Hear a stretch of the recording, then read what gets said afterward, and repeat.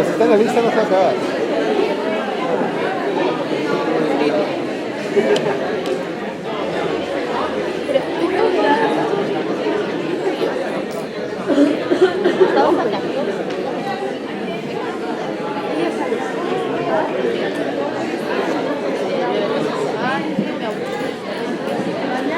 Bueno, estoy en otra vez.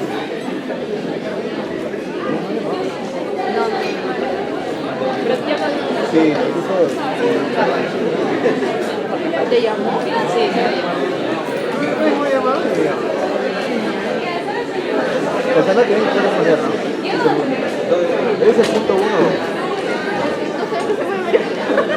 Ya, creo que eres el punto 1. Porque mi compañera puso el tema. Yo sé. Sí, no, ella puso la primera vez. Puso primero. Claro. No. No sé si no. Claro, que si dice uno, y tocaría facturas de otro uno. Y a mí toca el dos. Claro. Sí, esto fue. Claro, te recuerdas que nos hemos tentado por ejemplo, no hay una entonces, o sea, van a ver todos en mi grupo y yo estoy. claro, y ahora sí. Voy a medirlo.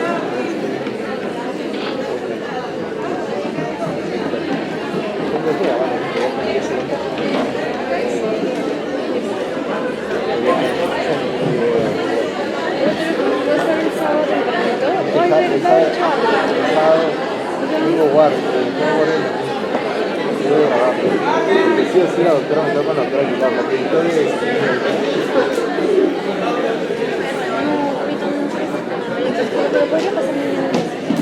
ya, mañana. Ah, ¿verdad? Mañana. Buenas noches. ¿Podemos empezar la clase ya? ¿Sí? A ver.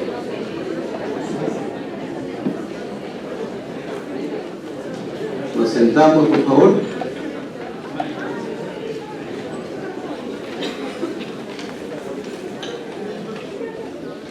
Bien. El día de hoy vamos a ya empezar la fase final del curso, que como ustedes saben tiene un componente de salud pública y el otro componente importante es el de planificación estratégica. Todo lo aprendido en el curso de salud pública va a ser útil en el tema de planificación estratégica, por si acaso. ¿Sí? El curso del módulo de planeamiento estratégico va a empezar el lunes con todos los seminarios. Los docentes le van a dar las pautas de cómo vamos a ir construyendo, y al final del curso van a entregar un plan estratégico y operativo de un lugar. ¿Ya? El lugar lo van a escoger ustedes, van a conversar con sus docentes y, por favor,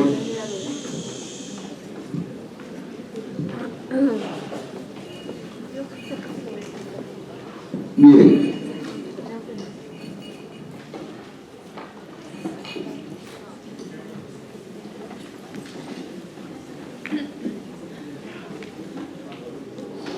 ¿Qué vamos a tocar el día de hoy? Vamos a plantear algunos conceptos de planificación. El segundo punto es el importante, por favor, ¿ya? Porque ahí le vamos a dar un poco las pautas, es el enfoque metodológico, pero ahí le vamos a dar el paso a paso cómo van a construir el plan estratégico y el plan operativo. El tercer punto es que es el aspecto número 1 de la elaboración de un plan estratégico: cómo vamos a seleccionar los problemas, ¿ya? Y luego vamos a priorizar los problemas y, bueno, como siempre, las conclusiones y la bibliografía que por rutina lo hacemos, ¿ya?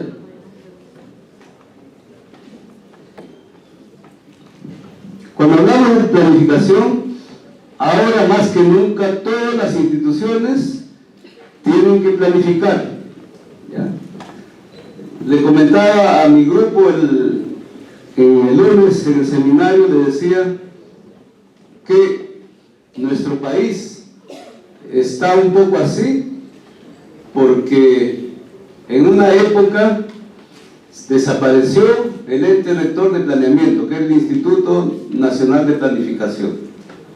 Ahora, menos mal que ha vuelto a crearse un Centro Nacional de Planeamiento que se llama CEPLAN, que es el ente rector para todo el país. Y los problemas que tenemos como país es porque no hemos estado planificando como debe ser durante todos estos años, ¿sí? Y esa es nuestra gran debilidad. Y eso espero en el sector salud, por supuesto, con mayor razón. Entonces, cuando una organización es de calidad, cualquier gerente, cualquier directivo va a visitar las organizaciones y dice, ¿no? Las organizaciones son de calidad cuando hacen lo correcto. Siempre piensan en el usuario, en el cliente, en el consumidor. Lo tienen que hacer desde la primera vez y a tiempo. Y acá lo remarco, planificando estratégicamente, ¿sí? Mejorando continuamente, innovando siempre y satisfaciendo al cliente. Entonces, todas las organizaciones de calidad planifican, por favor, planifican. Y cuando uno planifica, lo que hace es soñar, ¿ya? Es lo que siempre les digo, soñamos. Cuando uno planifica, lo que hace es mirar a lo lejos, no mirar al piso, ¿ya? Porque los que miran al piso se tropiezan y se caen. El que planifica y quiere desarrollar mira al fondo, en el futuro. Entonces, para seguir con este tema, las organizaciones lo que buscan primero es asegurar su organización, crear la organización. Después comienza un proceso de mejora, hay que mejorarlo, ¿no? Y después comienzan a innovar, ¿no? Son escalas que se dan en cada organización.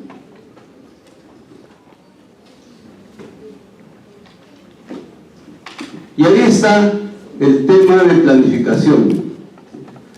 Eso es planeamiento, un resumen. Les decía, el que planifica sueña y tiene ganas de cambiar las cosas, tiene ganas de hacer cambios importantes. El que planifica a partir de la situación actual, que de por sí ya es problemática en el momento presente, ¿sí? Y a través de cálculos y previsiones, ¿ya? El planificador tiene que calcular y hacer previsiones, soñar en el futuro, pero aterrizando, ¿no? A través de esto, de ese gran proceso, aspira lograr una situación ideal. ¿A qué la problemática? Esta situación ideal debe ser satisfactoria en un futuro muy próximo, ¿ya? En un futuro muy próximo. Y lo más importante es que esto se da en un proceso, en un escenario cambiante y crítico, ¿sí? Como el que estamos viviendo tal vez ahora en el país, ¿no? Es un escenario crítico. En ese escenario, entonces, tenemos que pensar en todas esas coyunturas.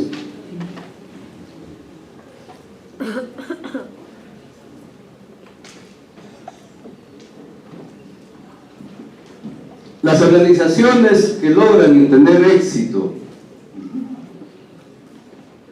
y las organizaciones del próximo milenio, dice, serán cuyos líderes no rehuyan a los nuevos desafíos, a los nuevos eventos, sino serán los que se identifiquen y los que tomen como plataforma para generar organizaciones orientadas al usuario, ¿no? Todo lo que hagamos como organización, tenemos que siempre pensar en el usuario.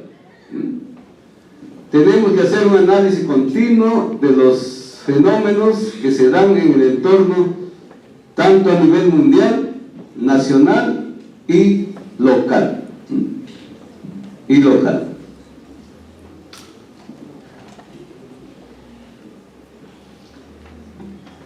Entonces, el enfoque estratégico son decisiones que se van a tomar el día de hoy, pero cuyos resultados lo vamos a ver en un futuro. A veces no entendemos eso, pero como un ejemplo nomás le voy a poner, cuando se creó el Hospital del Empleado, hace más de 50 años creo, ¿sí? Creo que todos lo conocen, el Hospital del Empleado, el Hospital de Balearte, ahora más conocido. Cuando plantearon y diseñaron ese hospital, ¿no?, nadie pensó la utilidad que iba a tener el día de hoy, ¿no? Inclusive el día de hoy ha rebasado ya ese hospital, la capacidad del Hospital de Balearte ya rebasó, ¿no? Entonces, eso es lo que queremos, ¿sí? Queremos tener resultados en el futuro.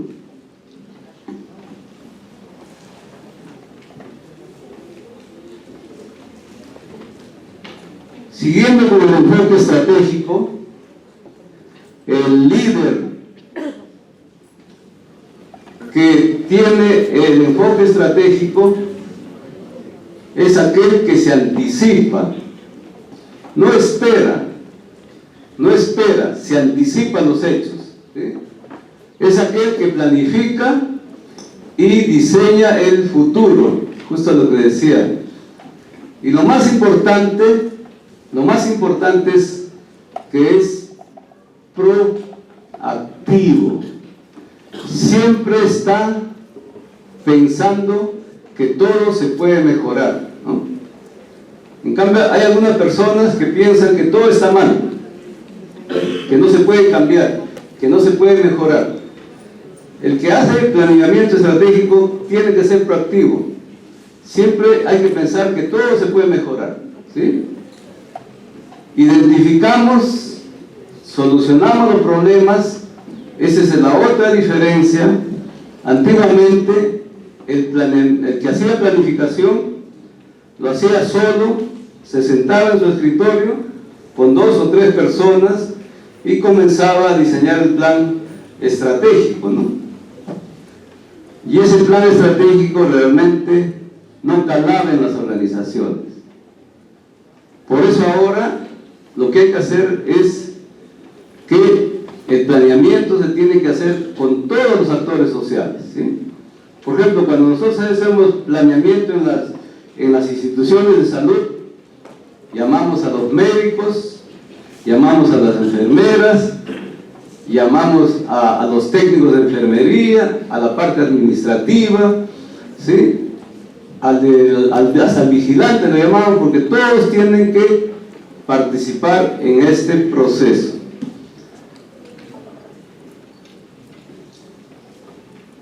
Bien, y el otro aspecto es que tenemos que aprovechar las oportunidades, ¿ya? El tren pasa una sola vez. Si nosotros dejamos pasar el tren, tenemos que esperar otros 20 o 30 años. Entonces, ese es otro aspecto del tema de planificación.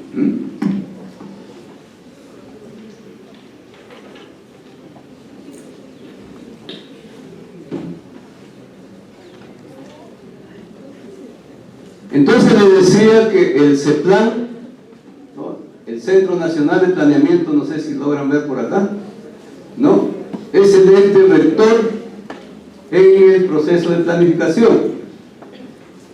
El CEPLAN desarrolla un plan estratégico nacional, ¿ya?, ¿sí?, que es aprobado por el Consejo de Ministros. Ese plan estratégico nacional sirve como referencia para que cada sector construya su plan estratégico sectorial multianual. En el sector salud también se ha construido ya el plan estratégico sectorial multianual, que los que han tenido seminario este lunes lo han podido ver. Los que no han hecho todavía el martes lo vamos a ver esta semana, ¿no? Entonces, este plan estratégico sectorial nos sirve a nosotros como un referente para elaborar el plan estratégico institucional y el plan operativo institucional, ¿ya? El plan estratégico es de largo plazo y el plan operativo sí se hace año a año, ¿no? Paralelamente a esto vamos corriendo con las políticas que también lo da el Estado, ¿no? Las políticas nacionales que se convierten en políticas sectoriales, y también nos llega a las instituciones de estas políticas. Por supuesto, a nivel regional, ahora estamos en un proceso de descentralización, ¿sí? Los gobiernos regionales hacen también su plan de desarrollo regional basado en sus políticas, y los gobiernos locales hacen su plan de desarrollo local y sus políticas, ¿no? Pero nosotros como sector salud nos ubicamos acá, y como institución, ya sean los hospitales, ya sean las redes, nos ubicamos por acá, ¿no? Entonces, eso ha sido lo importante de la aparición del CEPLAN. Ya tenemos un orientador, un guía que nos da las pautas en el proceso de planeamiento.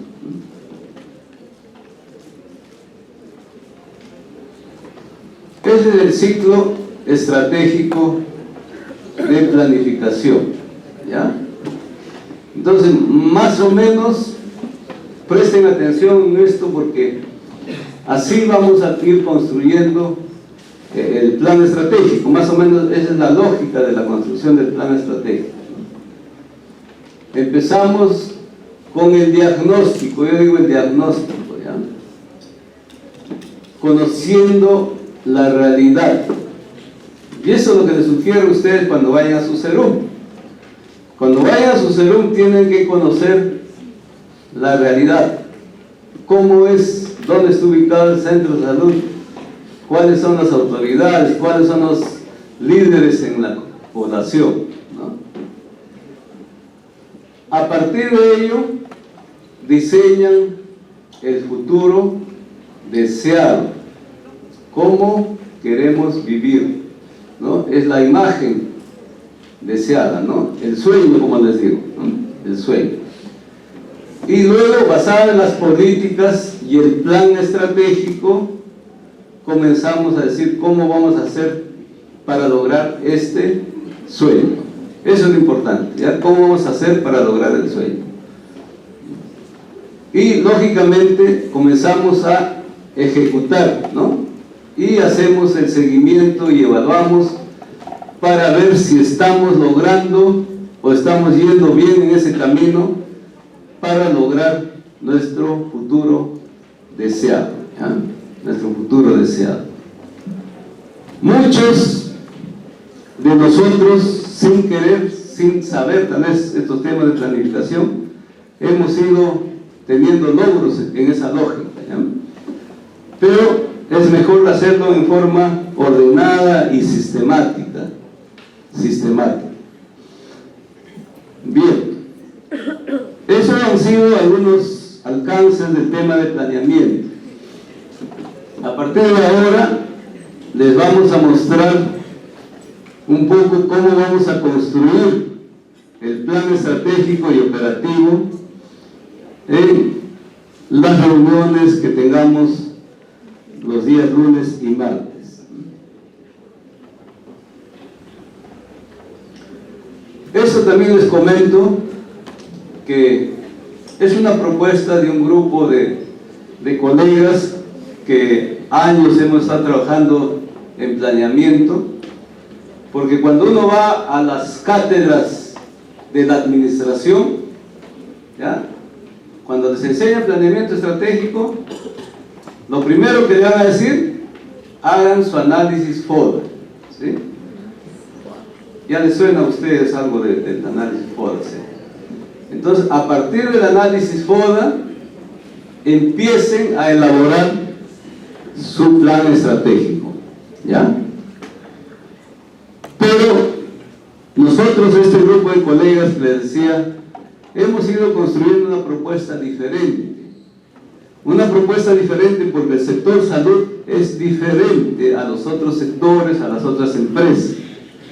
Como ustedes van a ver, nosotros vamos a utilizar el análisis FODA, pero en su momento, ¿ya? Ahora no, en su momento vamos a utilizar el análisis FODA. Nosotros vamos a empezar con el análisis de la situación de salud, ¿ya? Entonces, los momentos del proceso de planificación son los siguientes, ¿ya? El explicativo, el 1, el 2, el enunciativo, el 3, el normativo, el 4, el estratégico y el 5, el táctico operacional, ¿ya? ¿Qué significa eso? El momento 1. El momento 1 es, ¿ya? ¿Qué significa? Que ahí vamos a tener que hacer el diagnóstico que les hablaba anteriormente, ¿no? Tenemos que hacer el diagnóstico, pero como nosotros en el sector salud tenemos el análisis de la situación de salud, que en el curso no lo hemos visto en profundidad, pero sé que creo en epidemiología lo han visto, ¿no? ¿Han visto el análisis de la situación de salud?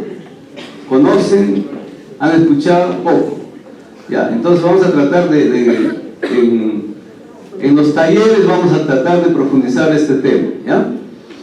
Entonces, el Ministerio de Salud, en todas sus ejecutoras, han hecho todo un tema de diagnóstico basado en el análisis de la situación de salud.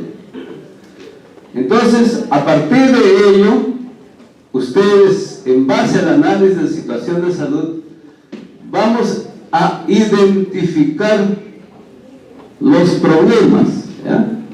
Vamos a identificar los problemas. Y una vez identificados esos problemas, vamos a entrar a un proceso de priorización, ¿ya? Vamos a empezar a priorizar, ¿sí? Ok. En el segundo momento es el enunciativo. ¿Qué vamos a hacer? Vamos a empezar a reflexionar y decir, preguntarnos, ¿no? Nos vamos a preguntar, ¿para qué existimos? ¿Cuál es la razón de ser de la organización? ¿Sí? Eso es construir la misión, ¿ya? Luego nos volvemos a preguntar cómo debemos ser, ¿sí?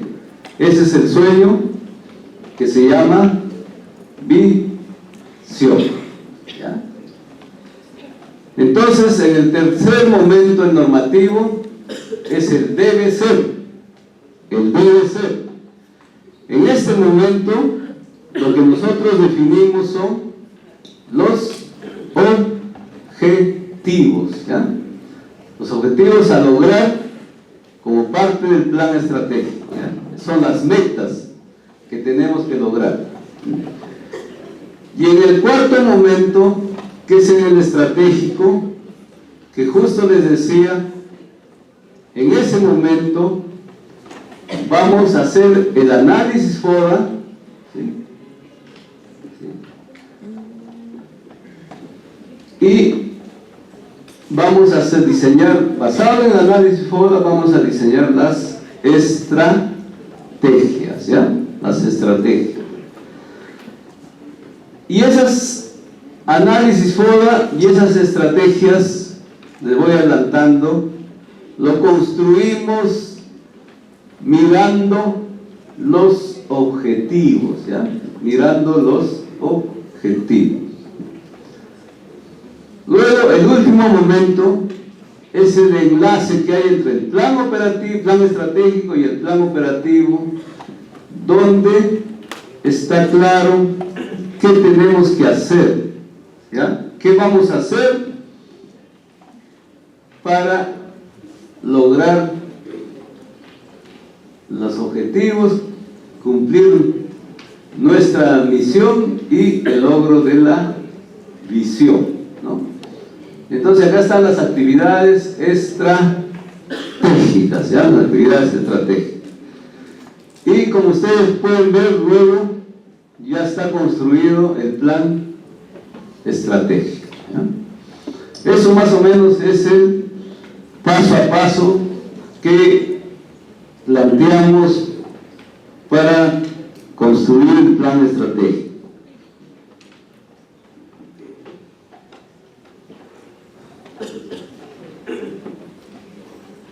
De igual manera, ¿no? Es lo mismo, pero en otro esquema. Les decía que a partir del análisis de la situación de salud, ¿ya?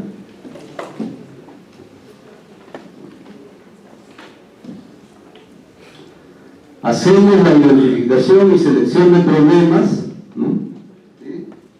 Los problemas sanitarios, por si acaso, por ejemplo, la alta tasa de mortalidad materna, la alta tasa de desnutrición, etcétera, etcétera, etcétera, ¿ya?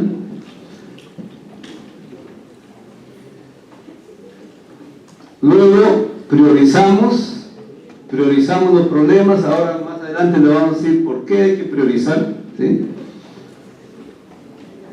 Y a partir de los problemas priorizados, rápidamente, fácilmente salen los objetivos generales, ¿ya?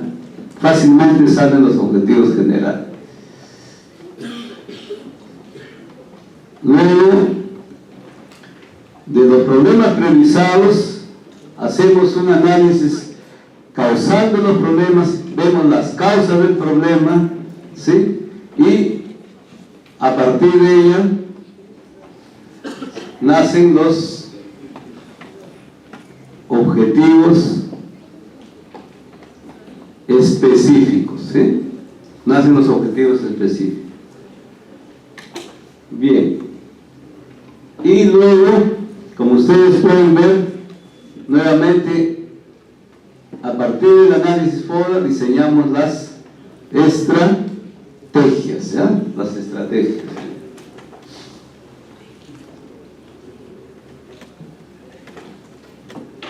Y finalmente las actividades que lo vamos a registrar en una matriz de programación, ¿ya? Entonces en esta matriz de programación ya se registran las actividades al detalle.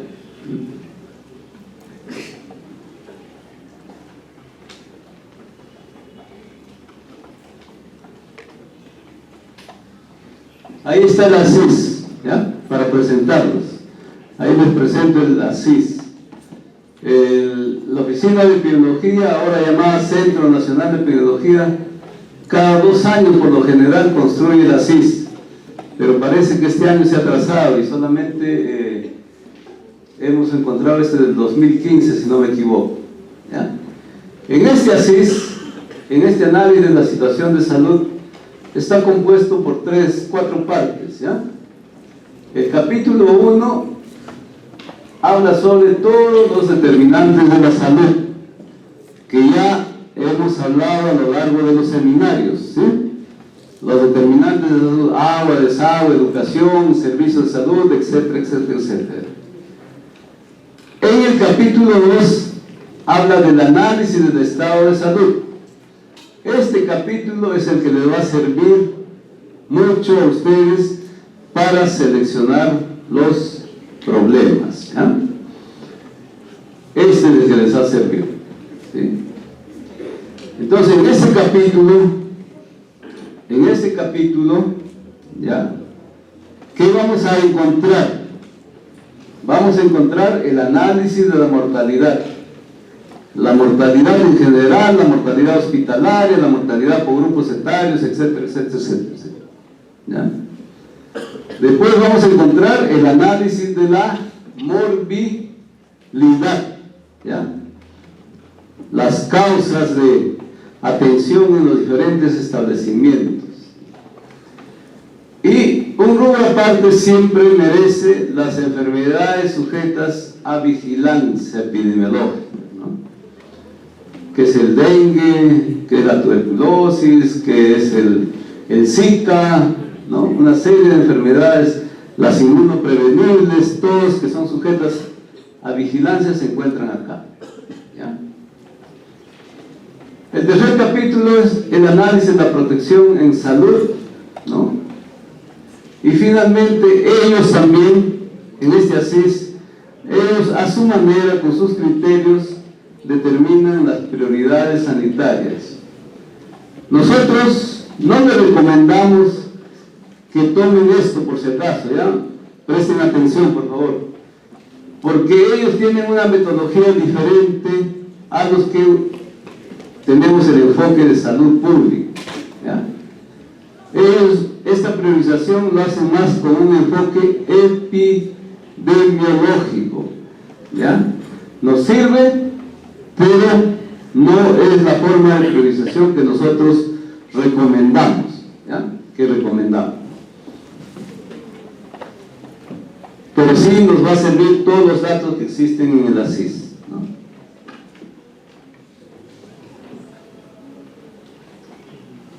Después empezamos a seleccionar los problemas.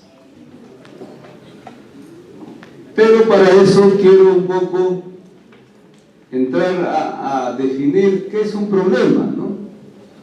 Porque a veces cuando uno pregunta qué es un problema, cada uno tiene su forma de definir qué es el problema, ¿ya? Nosotros decimos problema es la situación negativa que se desea cambiar, ¿sí? Problema de salud son los daños y los riesgos que producen las enfermedades en la población. También hay otra definición que dice, son las brechas que existen, ¿no? Las brechas que hay que cerrar. Cuando hablamos de salud pública siempre hablamos de brechas, ¿ya? Es una brecha entre la realidad observada y el deseo de cómo debe ser esa realidad.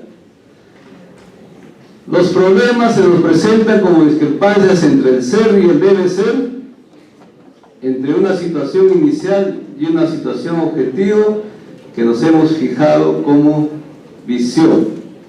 Es decir, el problema es la diferencia entre lo que es y lo que quisiéramos que sea, ¿no? Más aterrizando para que sea más comprensible, ahí está. Ese es el problema, ¿ya? Ese es el problema. La brecha, la discrepancia entre el estado actual y el estado deseado. Esta diferencia, esta brecha, es la que nosotros le llamamos problema. Y lo más importante es que esto nos da lugar y nos permite una oportunidad de mejora, ¿sí? Esto nos permite una oportunidad de mejora.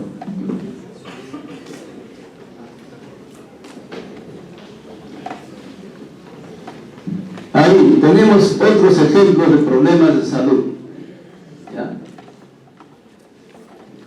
Dice, el problema problema debe ser planteado en términos positivos, buscando la solución a la brecha.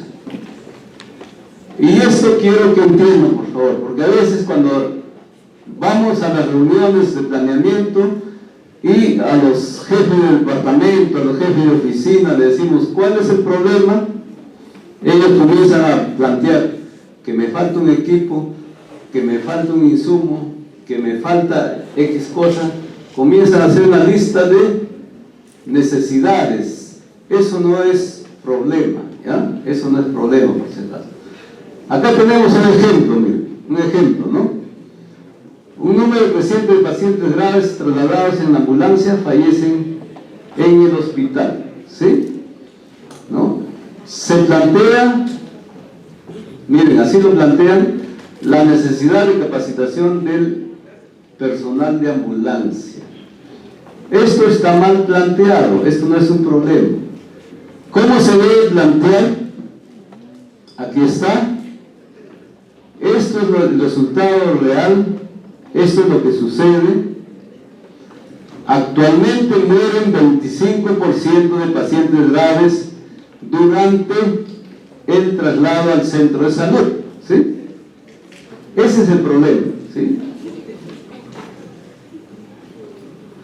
Lo que buscamos es que no más de esos pacientes, que no sean más del 10% de pacientes graves mueran durante el transporte, ¿ya? Eso es lo que buscamos. Entonces los problemas se traducen así. La brecha, cuando hablamos de brecha, miren, la diferencia entre 25 a 10 es, ¿no? Esa es la brecha, ¿ya? Esa es la brecha.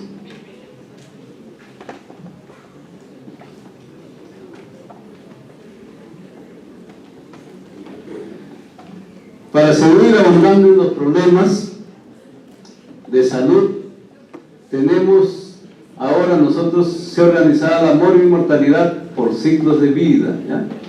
Por etapas de vida, que ya lo hemos visto en algunos seminarios, ¿no? Niño, adolescente, adulto, adulto mayor, que es la lógica que hemos trabajado nosotros a lo largo de todos los seminarios de salud pública.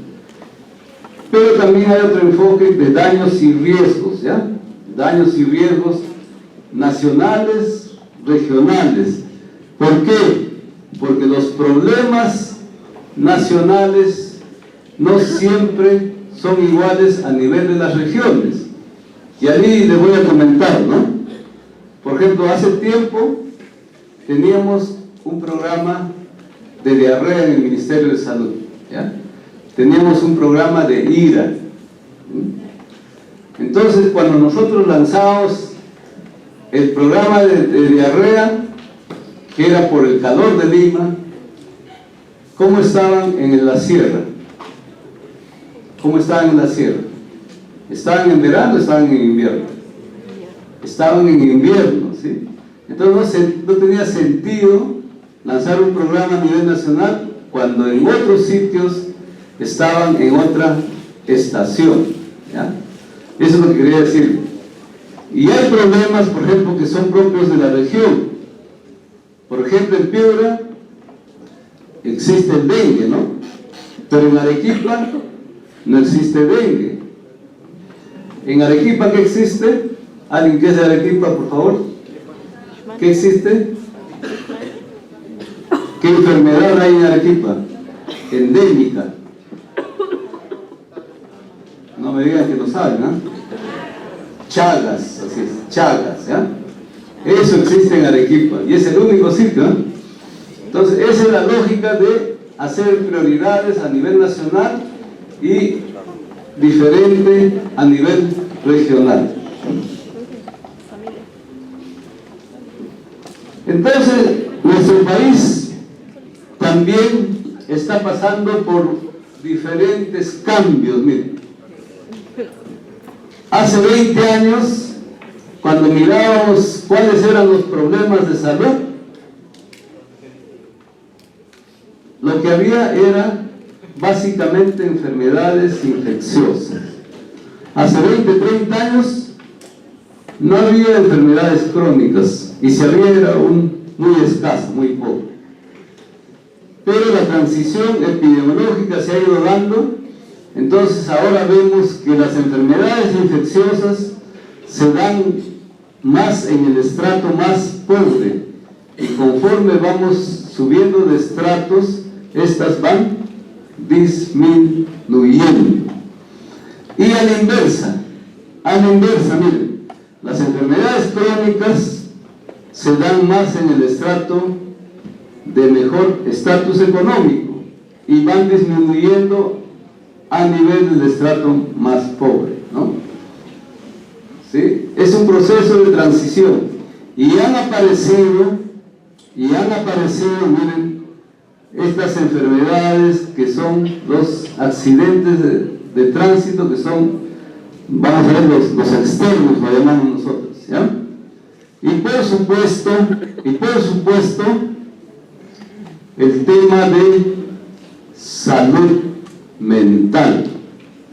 Ya en el seminario, por eso que les hemos puesto el seminario, para que vean la ley de salud mental, ¿ya?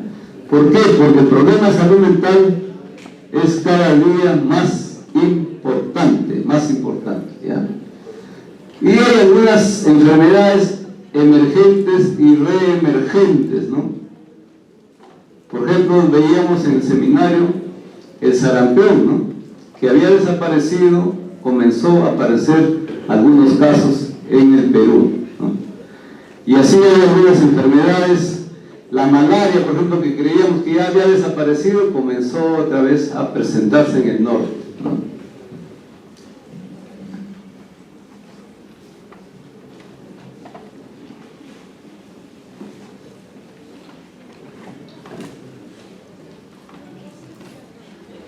Es lo mismo, pero en otra forma de presentarle, ¿sí?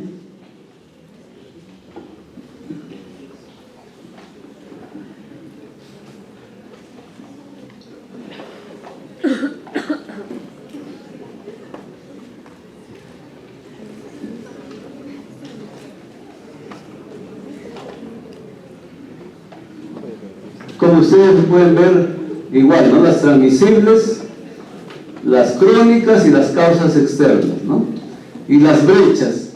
Miren, ha pasado, esta transparencia es antigua, tiene 10 años o 15, pero persiste, miren, los problemas de mortalidad infantil, los problemas de desnutrición crónica, la tasa global de fecundidad, ¿no? Hay brechas, y los promedios a veces nos ocultan las grandes brechas que existen, ¿no? Porque a veces sacamos promedios nacionales, estamos bien, pero cuando sacamos las tasas de algunos departamentos o regiones, vemos que estamos muy mal en esas zonas, ¿ya? Entonces alguien dice, los promedios ocultan la verdad. Y en el proceso de planeamiento también hay que considerar las etapas de vida, ¿no? Miren, todas las etapas de vida que ya ustedes lo conocen, porque cada uno tiene sus problemas de salud, ¿no? Diferentes, ¿no? Cada uno tiene sus problemas de salud diferentes.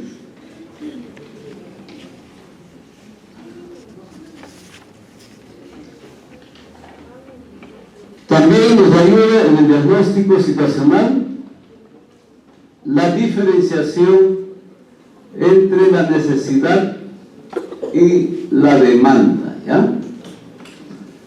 Cuando hablamos de necesidad, significa, y en eso quiero hacer énfasis porque esto es un poco el núcleo de la salud pública, ¿no? Cuando yo les digo, acá el poblador no está enfermo, ¿ya? No está enfermo. Por eso hablamos de necesidad. En cambio acá ya el poblador está enfermo. Por eso hablamos ya de demanda. La necesidad se traduce en acciones preventivas o en acciones promocionales, ¿no? Para fijar conocimientos, por favor. No sé, ojalá que en sus en sus seminarios les hayan dicho. Pero cuando hablamos de promoción, ¿de qué estamos hablando? De Personas sanas. así es, de población sana. Hablamos de estilos de vida saludables, ¿sí? Del cuidado de la salud. Cuando hablamos de prevención, estamos hablando de factores de riesgo. Muy bien, muy bien. Factores de riesgo, ¿ya? Entonces, esa es la diferencia. Pero acá ya, cuando hablamos de demanda, hablamos de enfermedad, ya tenemos que referirnos a la parte recuperativa. Y por supuesto, si hay secuelas, tenemos que hablar de la rehabilitación, ¿ya? Esto es importante diferenciarlo, ¿ya? Diferenciarlo, porque cuando uno habla de acceso a los servicios de salud, nosotros lo diferenciamos, y ahí estamos. Necesidad y demanda, ¿no? Por un lado está la población y por otro lado está la oferta, ¿ya? Entonces decía, cuando hablamos de acciones preventivas promocionales, le hablamos de dos aspectos: la necesidad existente, es decir, en la población.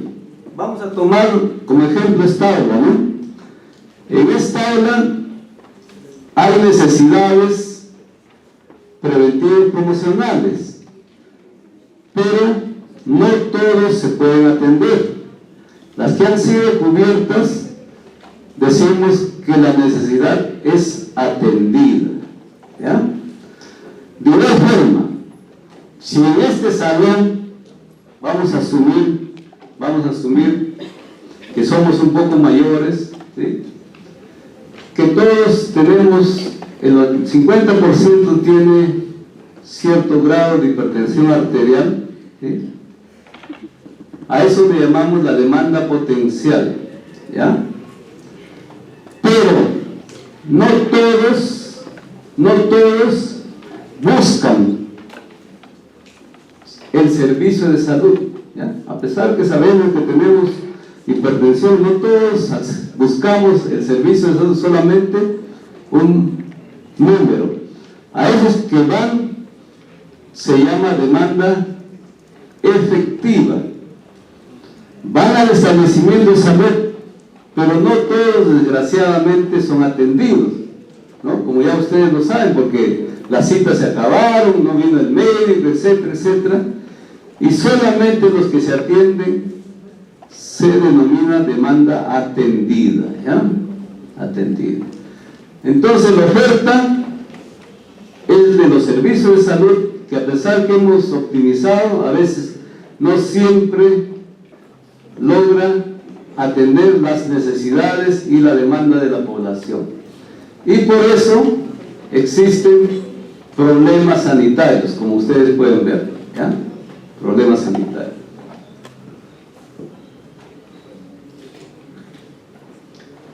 Y ahí les pongo un ejemplo de cómo ha sido la situación de la salud en el ASIS del 2003, está ahí, ¿sí?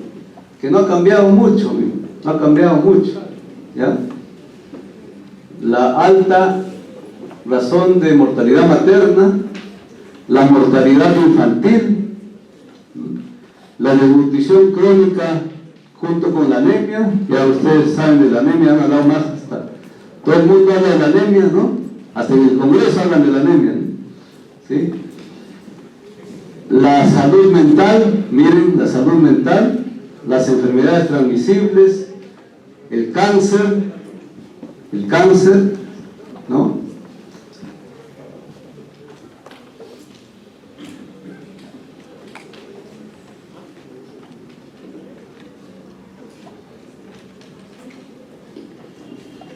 Tenemos de otro lado el incremento de las enfermedades crónicas degenerativas, la persistencia de algunas enfermedades inmunoprevenibles.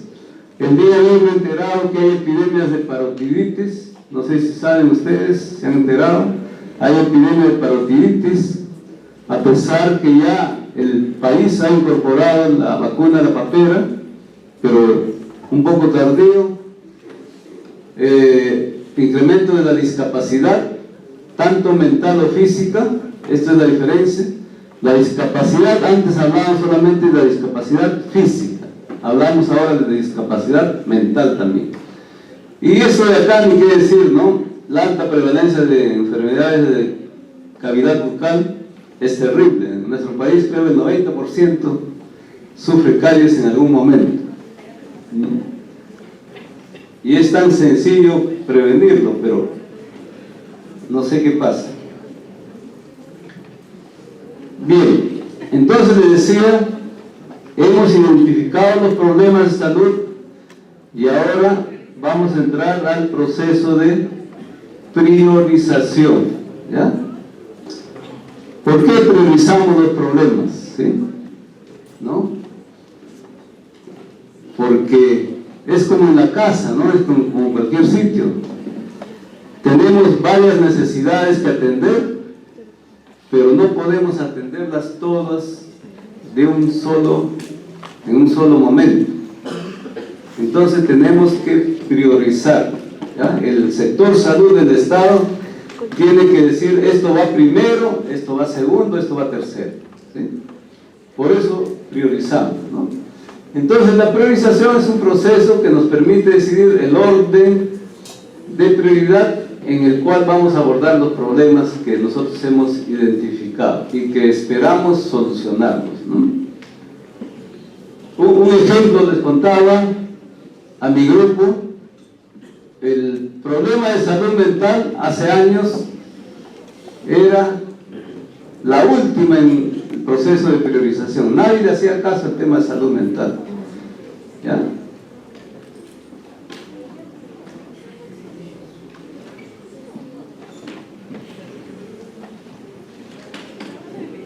Ahí están las razones por qué tenemos que priorizar, ¿sí? Porque no todos los problemas tienen igual repercusión, ¿sí? No es igual la tuberculosis que una infección urinaria, ¿no? Definitivamente, ¿no? No es igual la desnutrición, ¿no? Y ese es el otro aspecto, ¿ya? Porque no hay suficientes recursos para solucionar todos los problemas. Y porque no todos los problemas necesitan respuestas o soluciones inmediatas. Hay problemas que pueden esperar.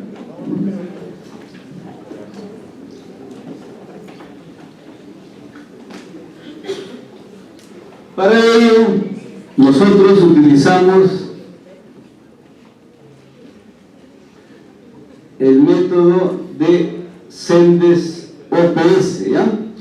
Mejor dicho, el proceso de priorización que van a hacer también ustedes en el ejercicio, en los talleres, utilizamos este método, ¿ya? La extensión del problema, qué tan grave o severo es el problema, es posible solucionar, es decir, es vulnerable, ¿sí?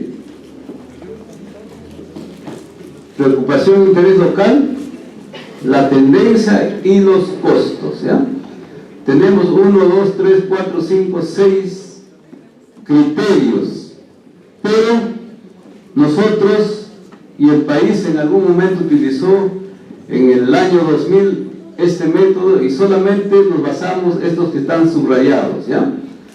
La extensión del problema, la gravedad, vulnerabilidad y costos.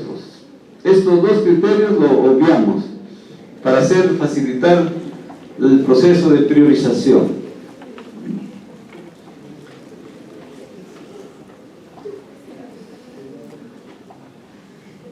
¿Qué es magnitud? El criterio de magnitud, ¿qué nos dice? Nos dice qué tanta población está afectada por el problema, ¿no? O la tendencia, ¿no? Por ejemplo, en aquella vez el VIH no era muy alto, existía, pero no era muy alto, pero si uno trazaba la línea, la tendencia era que iba a ir increciendo, ¿ya? Iba a ir increciendo, iba a ir aumentando. Entonces, por eso es importante ver la tendencia, ¿ya? Es importante ver la tendencia. La magnitud es la cantidad, los números, las cifras, los casos que se presentan por ese problema. 2. La trascendencia.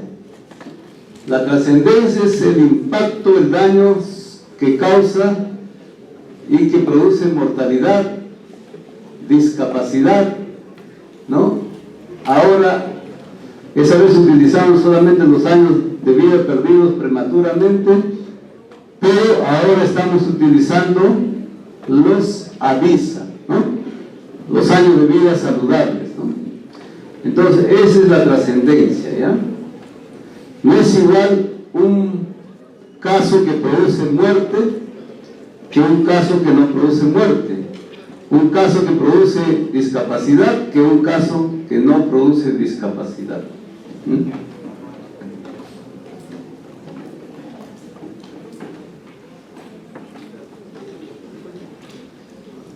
Después es la posibilidad de intervenir. ¿Podemos intervenir? ¿El problema es factible de solucionarlo o no? Porque esto es muy importante, ¿no? Porque nosotros podemos tener buen puntaje acá, pero como yo les digo, nos vamos a golpear contra la pared si no podemos solucionarlo, ¿sí? Si no podemos solucionarlo, va a tener mucho menos puntaje, ¿ya? Esto es lo que traduce la posibilidad de intervención.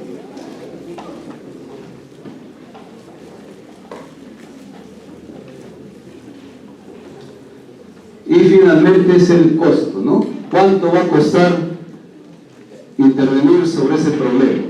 ¿No? Que es un tema muy importante, el tema del presupuesto, ¿no? Hay intervenciones que les cuento, hay intervenciones muy baratas, ¿no? Muy baratas.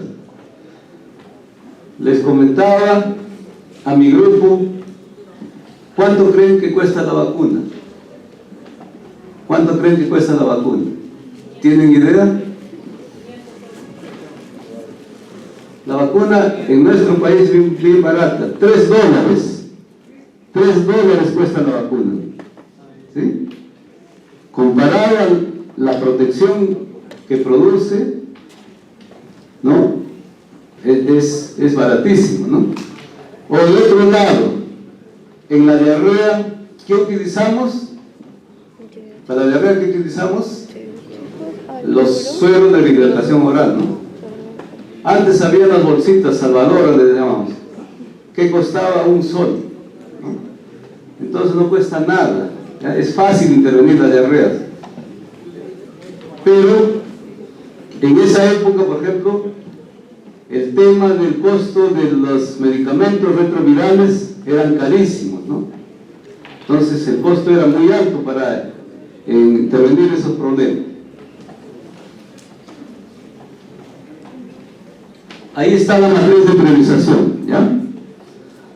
Esa matriz de priorización lo van a utilizar ustedes. En este lado ponen el problema que han seleccionado de la CIS, ¿sí?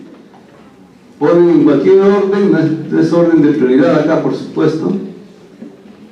Entonces, la magnitud, la trascendencia, la vulnerabilidad y el costo, ¿no? Cada uno tiene un puntaje del 1 al 5, ¿sí? Califican ustedes 1 si es muy frecuente, perdón, si es poco frecuente, 5 si es muy frecuente. En el tema de trascendencia, de igual forma, 1 si no produce mayor daño, mayor discapacidad, muerte, pero 5 si produce mucha muerte, mucha discapacidad o muchas avisas, ¿ya? Esa es la forma de calificar. De igual manera, es vulnerable, se puede luchar contra este daño, 5, se puede intervenir. Es difícil de intervenir, le ponemos 1, ¿ya? Le ponemos 1.